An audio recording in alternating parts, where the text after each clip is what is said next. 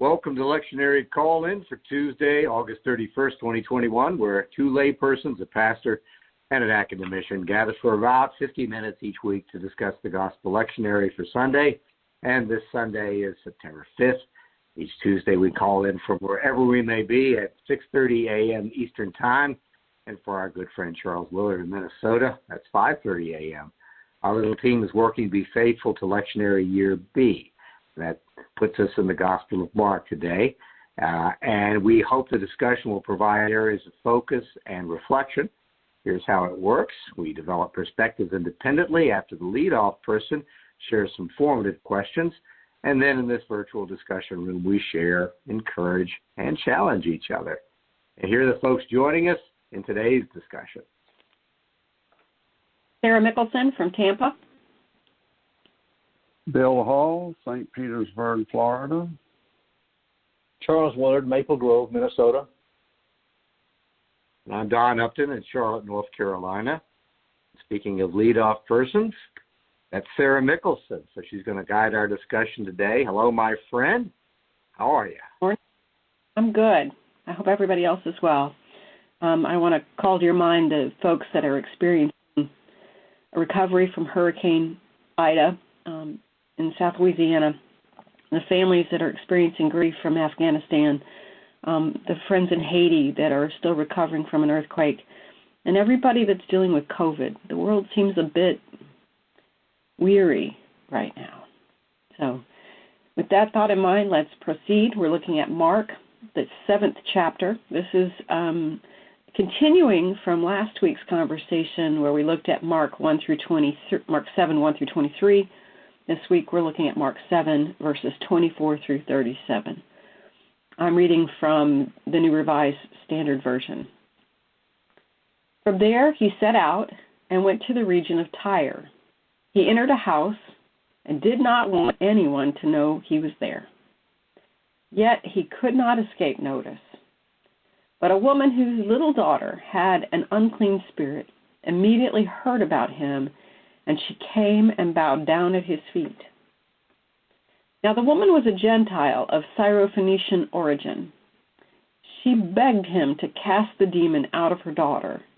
And he said to her, "Let the children be fed first, for it is not fair to take the children's food and throw it to the dogs." She answered him, "Sir, even the dogs under the table eat the children's crumbs." Then he said to her, "For saying this, you may go. The demon has left your daughter." So she went home, found the child lying on the bed, and the demon gone. Then he returned from the region of Tyre and went by way of Sidon toward the Sea of Galilee, in the region of the Decapolis. They brought to him a deaf man who had an impediment in his speech, and they begged him to lay his hands on him. He took him aside in private, away from the crowd, and put his fingers into his ears, and he spat and touched his tongue. Then looking up to heaven, he sighed and said, "Ephphatha," I can't even say this word, "Ephphatha," and that is, "be opened." And immediately his ears were opened, and his tongue was released, and he spoke plainly. Then Jesus ordered them to tell no one, but the more he ordered them, the more zealous they proclaimed it.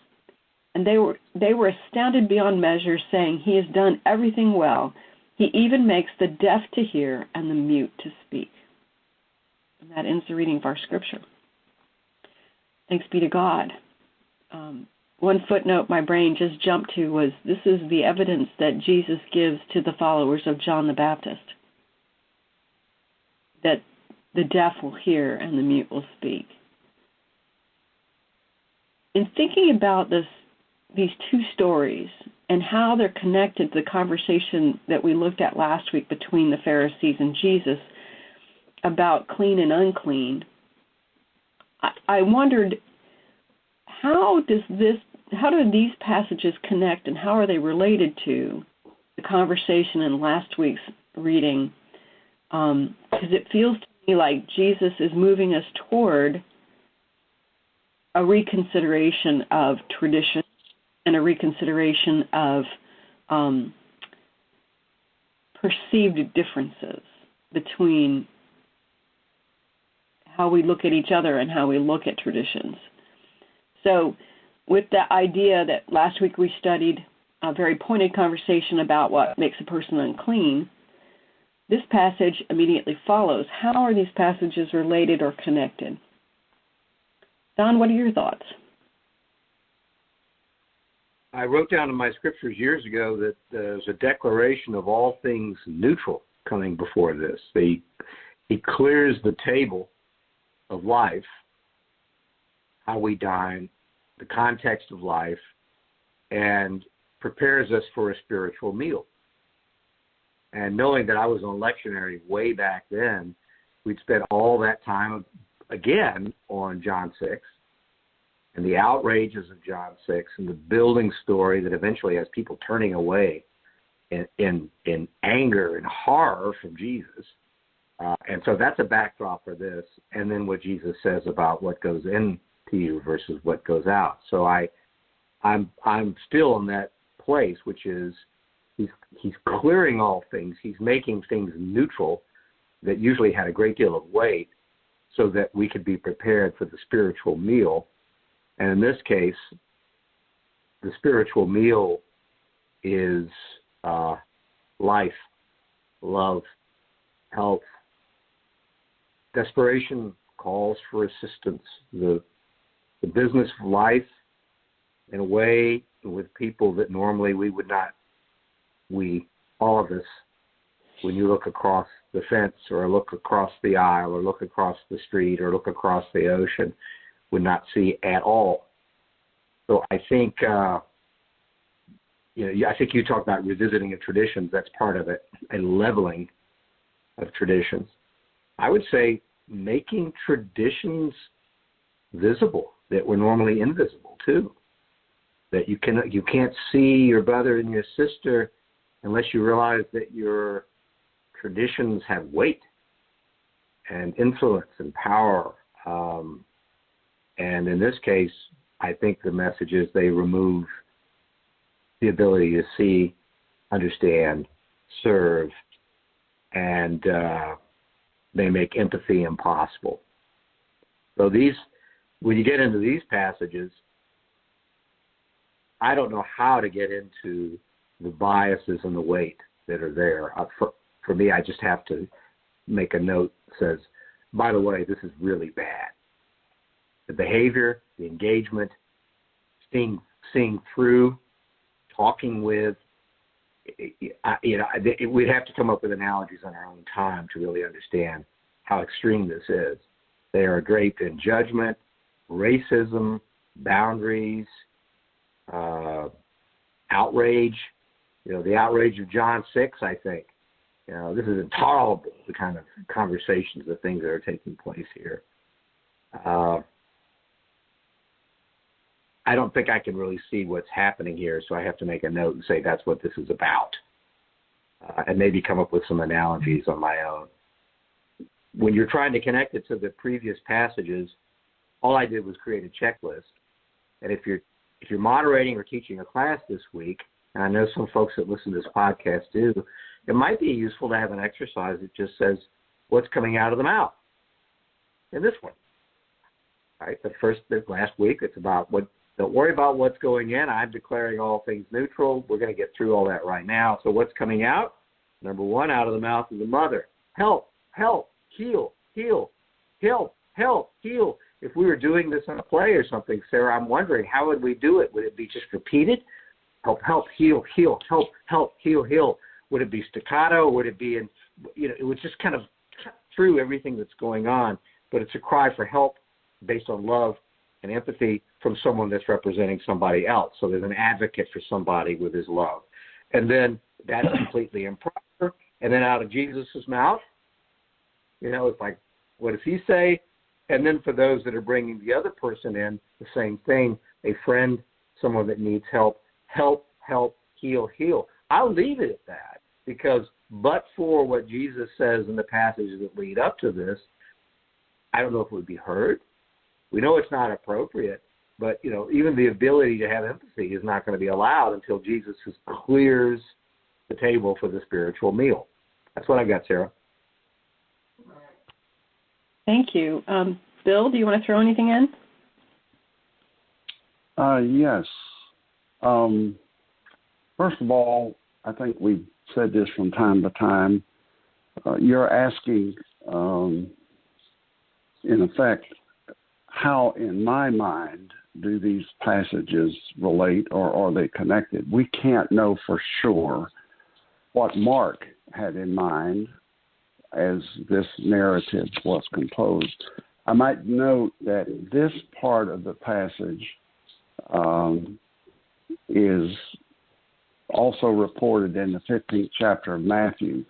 There are some differences, but I think in essence the story is the same in both. Now, how might it be connected to the previous passage about disciples not washing their hands, being unclean? I think this is a story of yet another kind of uncleanness, that of being a foreigner, a stranger. At least for me, that's the thread. And it goes from an encounter with religious leaders who are Jewish to a woman who is a foreigner. And both Mark and Matthew emphasize, it's almost like they shine a light on that. Now, in the second story of the deaf man, we don't know for sure. It was in the Decapolis, so likely Gentile. But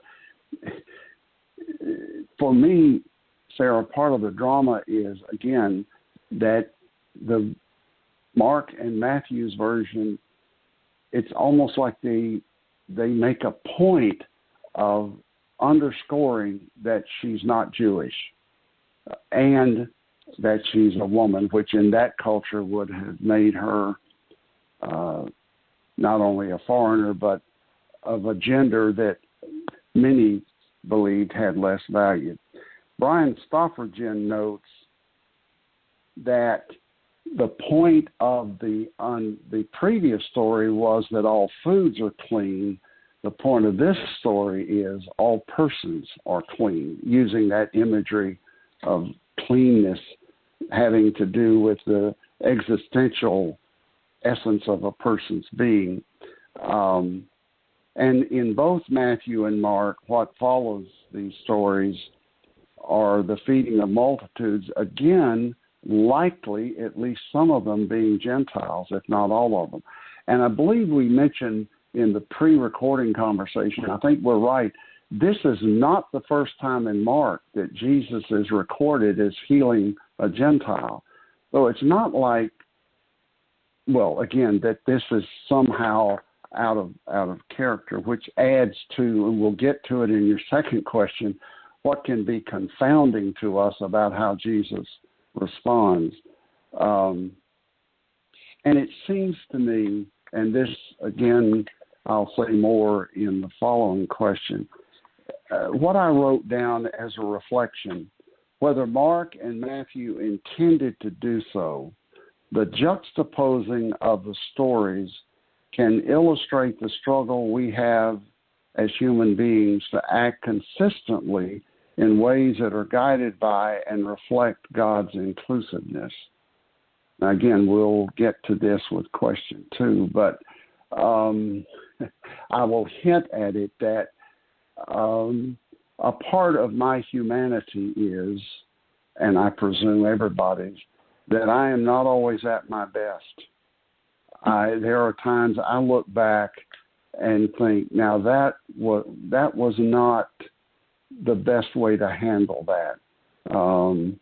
That doesn't condone inconsistency. It says that it is an inevitable part of our humanity. Thank you. Charles, what are your thoughts? How are these stories connected? They're connected actually in a way that hadn't been clear for a long, long time. There was an article published by Walter Wink more than 20 years ago, 1998 to be exact, in which he pointed out some work done by another scholar named Alan Richardson. And he took basically chapters 6 through 8, beginning with the feeding of the 5,000 and ending up with the healing of the blind in our material right now. And he shows how Mark has carefully set up these parallels: the feeding of the 5,000, the feeding of the 4,000, crossing landing on the west shore, controversy with the Pharisees, Syrophoenician woman, mystery of the loaves, healing of the deaf, healing of the blind. And each of these was a step pattern to demonstrate Mark's concern for an analysis of the work of Jesus in a very tight-knit, thought-out, planned way, at least planned in the way that Mark defined it. I think sometimes when we're reading these gospel stories, we're thinking of each of these gospel writers as somehow sitting there with their iPhone in hand, recording the things as they're going along, forgetting that and wondering how they can make not be any clearer than they are, failing to recognize that these are actually reconstructions of events from memory and oral tradition that each of these authors had gotten, and in the case of Mark and Matthew, used by Matthew after Mark had already done this work. So it's a much more complex narrative. And so when you say, why did Jesus do this? It's not as though Mark and Matthew were sitting there carefully making notes about what Jesus did when the Syrophoenician woman showed up. It's how Mark and Matthew chose to present this event that they were remembering from decades before. And the fact that there are some odd things going on, and the fact that the things we don't understand is not, it makes it more difficult, but we need to recognize that that's the case. We are not getting firsthand accounts. We're getting recollections, generations even after it had happened. Thank you. Thank you, Charles. That was helpful to me to step back and consider that when you're recollecting things, you remember the sharp parts of the story, the things that landed in your consciousness and stuck hard and fast. And in my memories, sometimes the things that are mundane don't have as much stickiness, and they don't resonate or don't stay in the memory as strongly as the things that were surprising or painful or startling. So I'm thinking about that now as I look at these stories. I think that it feels right to me that these stories are connected about breaking through boundaries, that Jesus is addressing that what is clean in food and in behavior is neutral, like Don said, that we're preparing a table, a spiritual table. I'm thinking about the overturning of the tables in the temple. I'm thinking about the conversations around tables and bread. I'm thinking about moving through this idea of who is acceptable and who is not acceptable at the table. And Jesus is walking us very deliberately, it feels like to me, through this idea of breaking those things down that we have used as fences to keep others away, but also boundaries to keep ourselves, if you will, more holy. And not that we are, as a Presbyterian, having grown up in a Presbyterian tradition, there were things that were influenced upon me that talked about the way you go, when you dress and you go to church, the way you look, the way you behave, the way you speak to each other. All of those things were enculturations that my mother imbued upon me and my grandmother imbued upon me, that talked about, you dress for the occasion as if you were going to sit down with Jesus. you dress for the occasion as if you were invited to someone else's home and you're a guest. So that, my mother believed that we should dress in our best Sunday clothes. And my grandmother believed we should have our best Sunday behavior. And I think Jesus is walking us past those things and saying it's more than that, and inviting us to consider the way we see each other, rather than seeing each other as worthy or unworthy, clean or unclean. Maybe we need to see Jesus in each other, or walking toward that idea of being prepared spiritually to see Jesus in the face of others. So I'm going to go to question number 2. How do you reconcile your understanding of who Jesus is with the story that we're given in this particular passage? Bill, do you want to throw something in? It is a challenge, and we, in our pre-recording conversation and in the Followers of the Way yesterday, I'm left with the belief that ultimately we're not going to be able to resolve the challenges that this presents to us. I think of the cleansing of the temple, and I've had some friends who find that, well, wait a minute, this Jesus is the Prince of Peace, and here he is, as it were, knocking heads, throwing over tables, driving people out.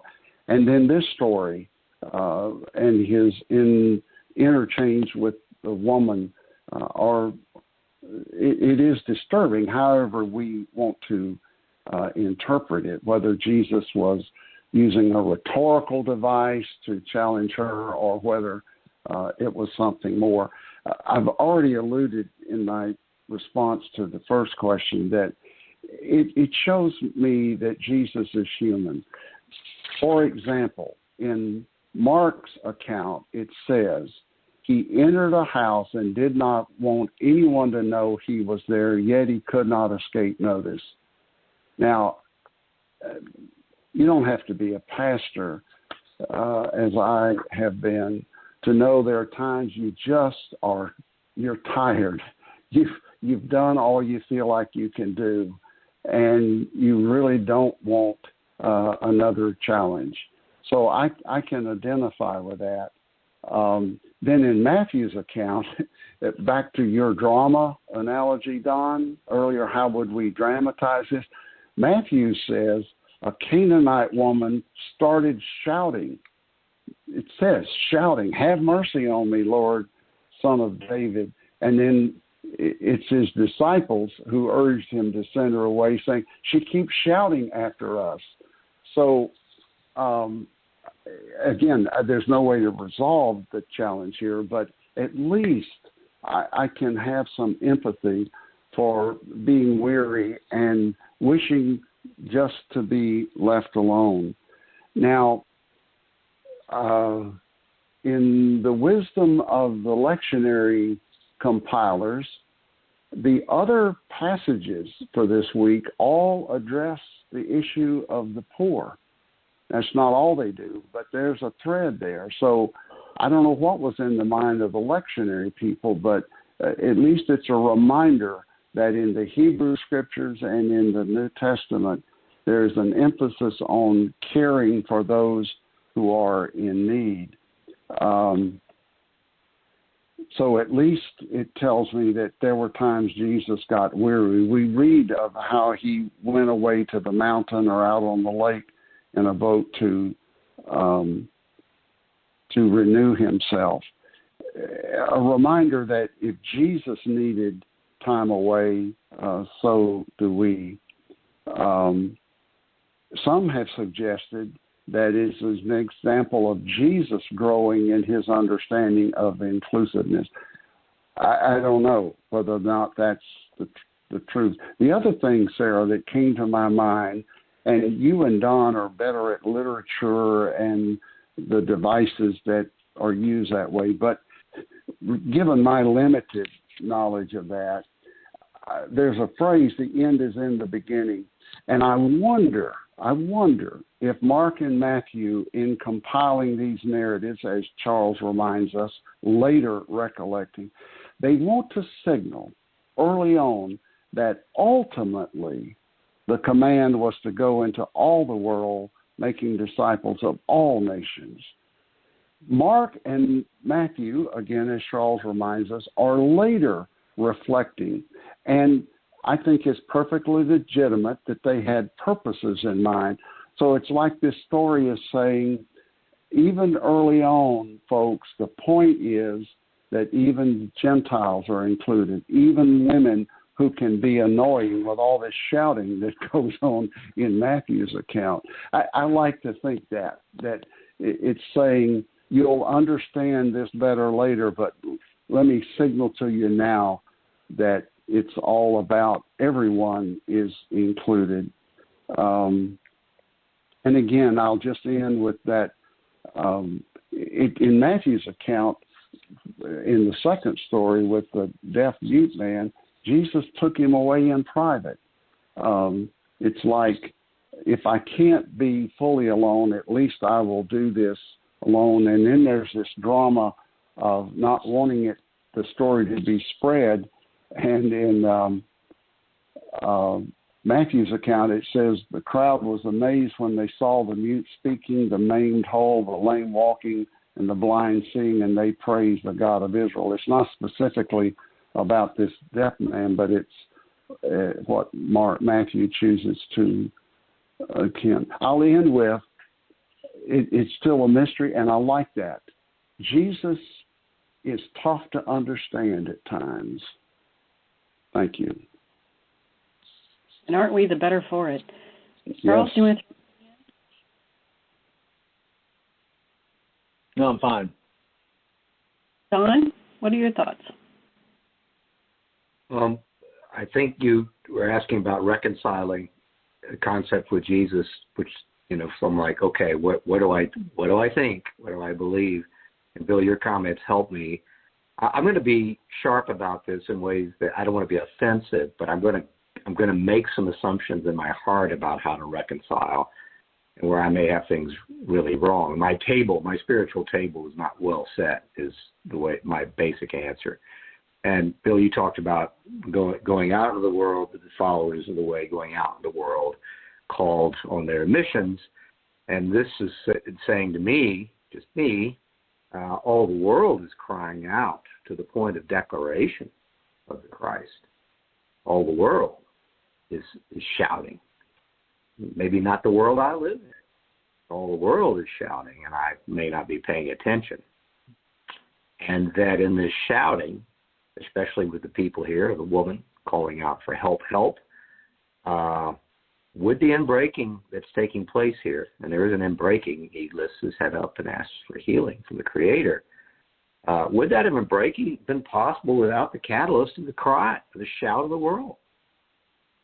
I don't think the story in literary form is going to work because the catalyst is needed. I think he would have walked on by. I don't think he had the intent of doing this time. The fully human Jesus was busy, and there were things to do in the proper order to the point where he says we need to be quiet about this. Well, all the world is crying out, right? Instead of people going out or Jesus going out, the world's calling for this. And there's an inbreaking that's taking place here, maybe ahead of schedule. There's a declaration that's taking place in the most basic terms, in terms of feeding little puppies. Things are in context. Things are in context of individuals. Is her shout such a catalyst that I need to compare it to the shout of Hosanna? And I'm thinking maybe I'm not reading the declarations of the angels properly. This is a call. This is an urgent call for help that speaks for the world, and that comes first. And so what I'm reconciling is that folks don't know. And this is a saying, Jesus walks by and we know and we go help Christ. It's a breakthrough that I haven't thought about. And I want to throw out also that Jesus maybe couldn't resist this. That fully human and fully divine Jesus wasn't intending to do this. And he couldn't resist the fact that she spoke the truth and cried out. And I think that's the urgency of everything from Lazarus to every healing that we saw. He weeps. He's urgent. He's exhausted because the real healing and the real grace is to come, but it can't help but break through. And all that has to happen is someone calls out for help, and he has to heal now. And when that takes place, there's also this revelation about what blockers we have in terms of race and illness and code. All that gets torn down too. So I think there's a plea for help, and the crumbs of the Christ, she gets that right too. A little crumb transforms the world, transforms the family, transforms the life. Doesn't matter what scale or size it is at all. The inbreaking is just big, no matter where it goes. What I'm putting out is that she's ministering to Jesus. She ministers to him by this. This is the direction, He wants to set his, we use in the gospel, when does he set his face on Jerusalem? He can't help but set his face on Jerusalem right now, and this is what's happening in another country. And as he does it, he gets stranger and stranger and wilder, back to John 6, every time this happens, to the point where it doesn't make sense or outrages people. So I wanted to get across that I think this is a breakdown of law and practices. Bill Wallach used to teach our lectionary class at Palm City Presbyterian Church. He would describe as the breaking down of law and expectations piece by piece, over and over again. And here it is again with a full inbreaking as he turns his head up to heaven. And it isn't finished yet. It isn't finished, using the words of Christ. Later on, gospel, it isn't finished yet, but, he's just trying to finish it. Anytime you come across this shout, so my takeaway is maybe something closer between the shout of Hosanna, the saving king, the shout of her mother, saying, I know what a crumb can do. Those are my observations, Sarah. I spent some time thinking about how bold this woman is and how challenged she might be, how much she must be breaking down her boundaries about Gentile and Jew at this point, because that would have been some very strong delineation between the families that lived over there that were Jewish and then the community over here that's traditionally not. And the behaviors are different. The way they dress might have been different. The way they speak to each other might have been different. And so I think that this is certainly one of those moments where if historically there had been some friction, that maybe we're breaking boundaries down about what she understands and the way she perceives the posturing of people from a Jewish faith against her, or I should say to separate themselves from her. I'm thinking about people who might have grown up with a prejudice, people that might have grown up with a strong understanding of the haves and the have-nots, and how she's working through those, if you will, imaginary boundaries, as well as Jesus.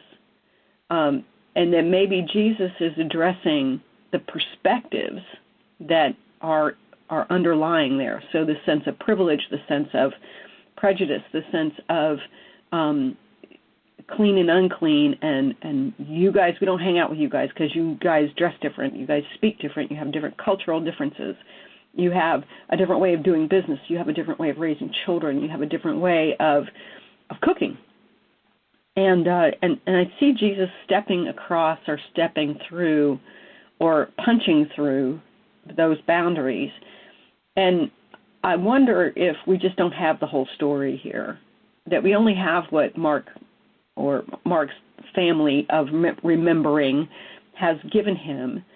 And so we get the startling exchange in dialogue. We get these interesting and uncomfortable reference touch points with the word that's translated little dogs or little doggies.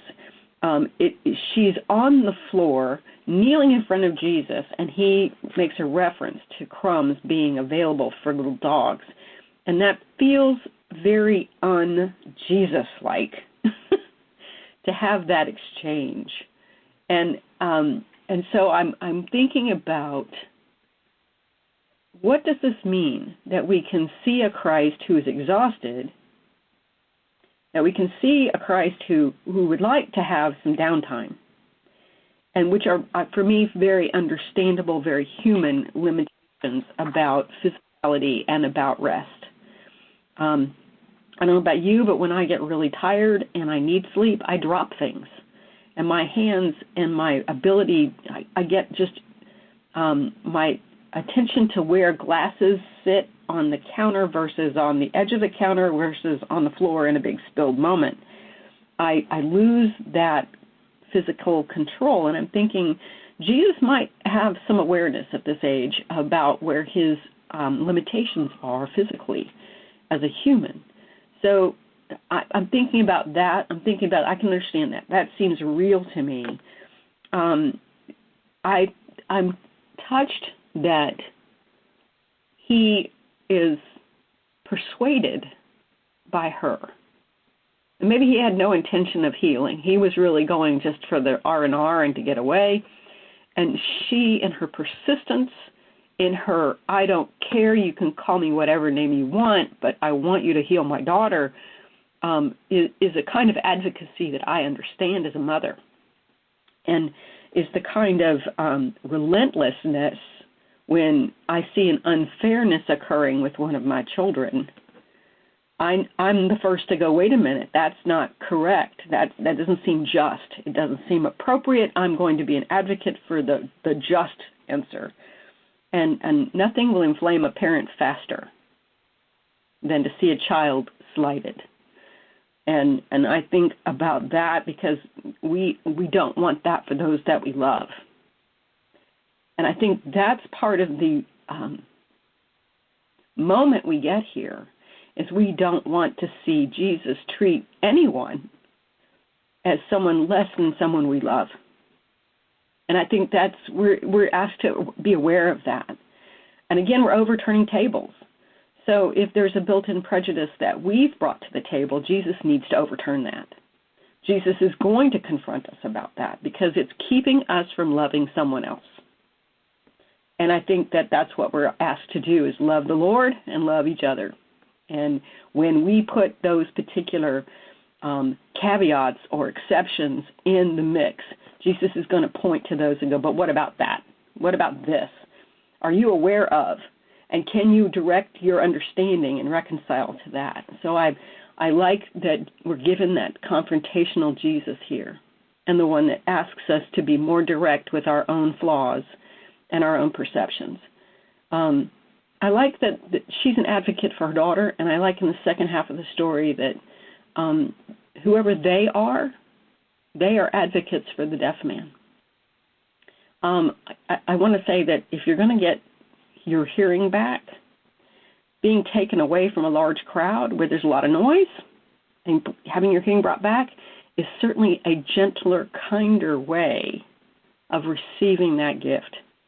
Because I would imagine to go from not hearing into a cacophony of noise would be disorienting. And so maybe Jesus is actually pulling him away to give him back his hearing in a place that's a little bit more calm and a little bit more less disorienting. So I thought about that as well. So in thinking about these stories, I think Jesus walks us to our boundaries and points them out and says, well, what about that? And are you ready to let go of that? Because I'm setting a table and I want you to come. And that leads me to question number 3. What can we learn from the Syrophoenician woman?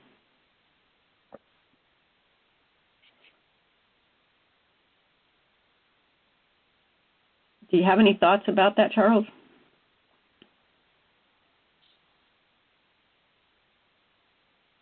I would say go where your heart takes you, which is what it did in her case.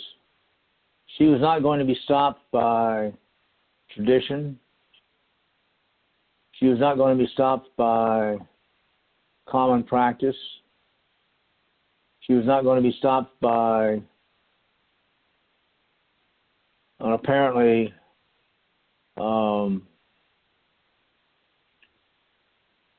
rude healer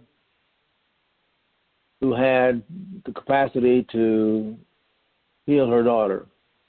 So whatever slights and outrageous and unkind comments that takes, she took it. Said, here's why. And Jesus acknowledged that.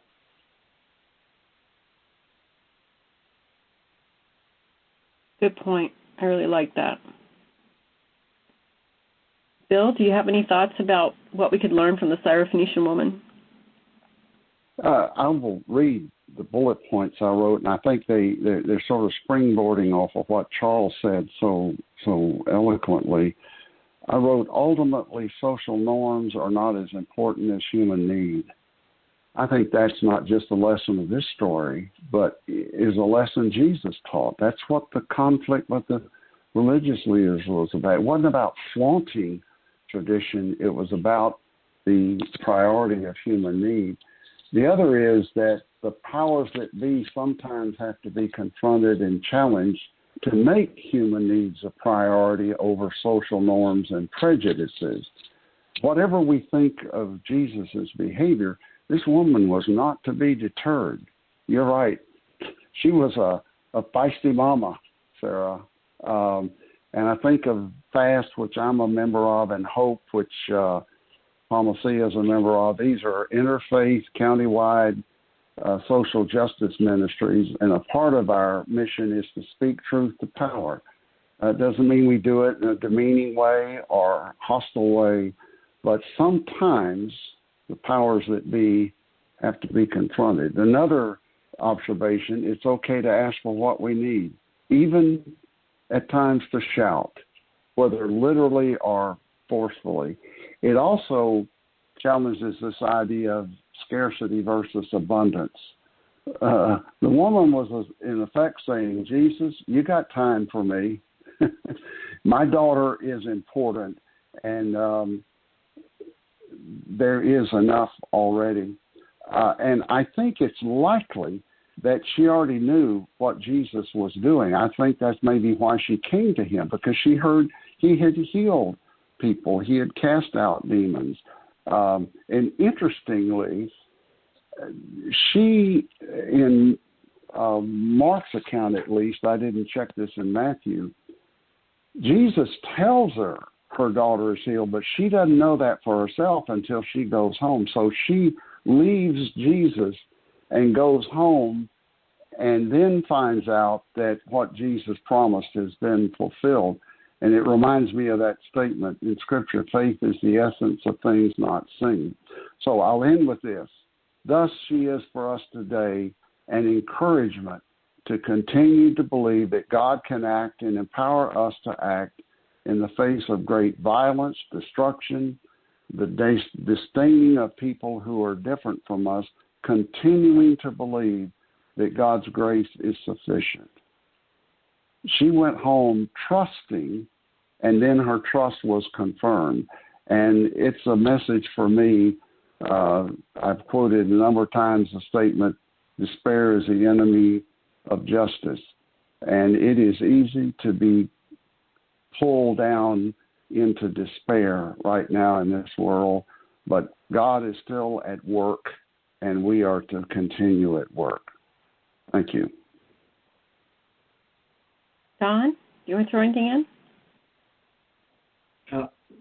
Listening to Bill, her cry, I think one of the beautiful things about this is that the cry is set up to be something inappropriate, and even I think Jesus is drawn into it when he would have not. And in that way, he's being ministered to her. He's being pulled to her, and things are out of sorts. Things have to happen now when that's not really what Jesus had in mind. And then at the same time, it flips. the literature where I think most of us, the reader, would go. She's a mom. I mean, it's just the table gets cleared. And I think that's important, even though it's kind of obvious. It's like, of course, that's what she's doing, that we have to say it's not okay, but of course it clears the table because it's the catalyst for the inbreaking of Christ. Just that. So I was thinking about how does that work on a global scale for us, and I just want to read one paragraph from Isabel Wilkerson's book, Cast, which many of us have been reading. And I'm just going to read one paragraph to deal with her cry and change in the context of the domestic and the globe today. And it's from her chapter, check it out, A Scapegoat to Bear the Sins of the World. And I think for me, this paragraph speaks for itself in the context of this woman crying out. The 2014 epidemic struck 28,000 people and killed more than 11,000 in the largest outbreak of Ebola the world has ever seen. The virus brought to the interconnectedness of the planet into vivid, terrifying relief. Distance and geography could contain Ebola for a time, but Ebola did not recognize race or color or caste or national origin. A human being was a human being and a prospective new host to a frighteningly efficient virus.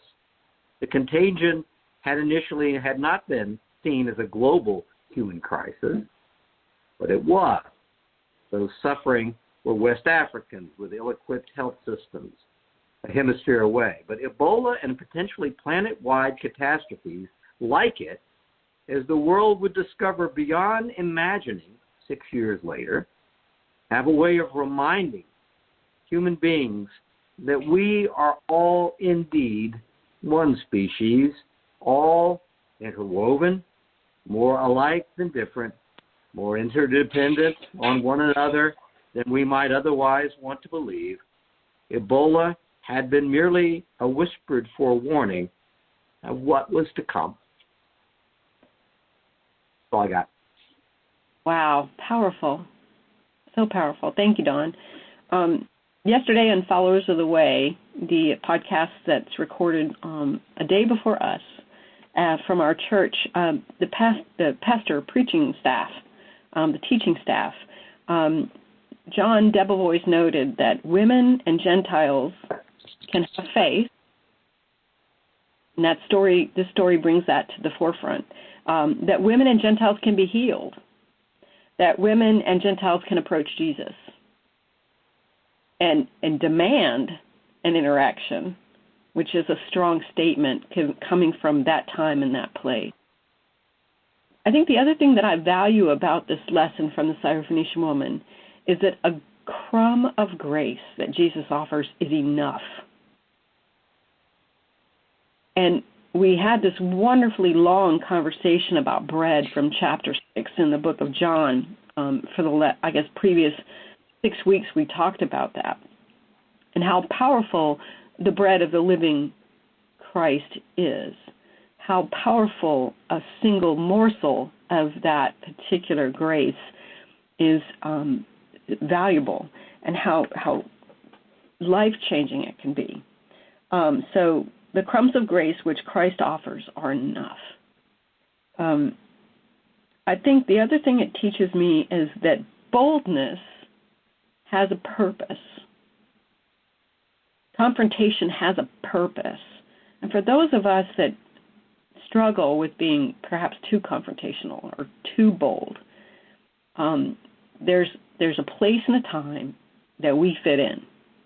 The second thing would be for those people who are intimidated by confrontation and boldness, my encouragement would be there are places and times when those things are essential. And in these two stories, we get affirmation that if you don't ask for something, sometimes it doesn't occur. And you have to ask. You have to be willing to articulate what you need, what you want. And those things are valuable to the people that hear your request. inasmuch as Jesus chooses to heal her daughter because of her persistence. I think the other thing that's valuable is it's okay to advocate for others. Matter of fact, you can also be very passionate about advocating for others in a way that you cannot be when it's you. And I think that's the affirmation I see in the story from the Syrophoenician woman. She should not approach. She should not speak out. She should not be alone. She should not be as bold. And guess what? The humanness of her approach and the humanness of Jesus' response continue to work in my soul to refine my understanding of Christ and the grace that he brings. So with that, I'm going to say the words "be opened" are invaluable to us here. Whether it's unstopping our ears and untangling our tongue, or if it's the idea that everybody's entitled, make a space available. So I like how that kind of all fits together. And Don, I'll bring it back to you. Anybody else have any more additional questions or answers or statements or illuminative information?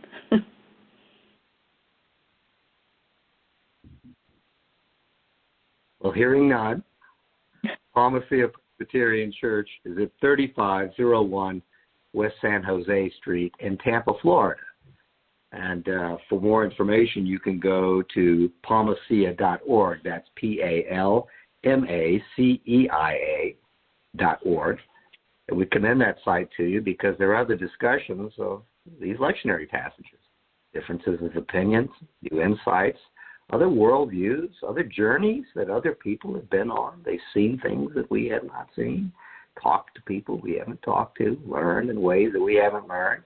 Great sermons, outstanding music, and in the spirit of the conversations of the past 2 months that we've had, communion reflections. So you're always welcome, and we'll see you next time.